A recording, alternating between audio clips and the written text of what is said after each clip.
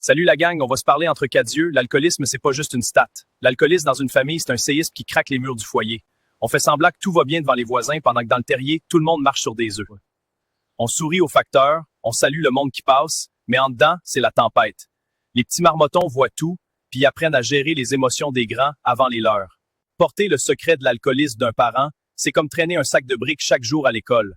On mérite une société où le terrier est un refuge, pas une zone de guerre. On normalise ça, boire tous les jours. C'est social, c'est le fun, jusqu'au moment où la fête s'arrête plus. C'est là que le piège se referme bien raide sur toute la famille. Les conjoints, les enfants, ils finissent par se noyer eux aussi dans les problèmes de celui qui boit. On s'épuise à essayer de vider l'océan avec une petite cuillère. On a des programmes, mais les listes d'attente sont longues comme le fleuve. Pendant que le système prend son temps, les familles s'épuisent. On a besoin de ressources drettes là, pas dans 6 mois quand le terrier sera déjà tout effondré. La honte, c'est le plus gros obstacle. On a peur du jugement du monde. On ne demande pas d'aide parce qu'on a peur de ce que les voisins vont dire. Mais l'alcoolisme, c'est une maladie, pas un manque de volonté. On mérite de soigner le cœur du monde. Faut accepter que tout le monde a besoin de soins, pas juste celui qui tient la bouteille. Quand on brise le silence, on brise les chaînes qui retiennent toute la famille.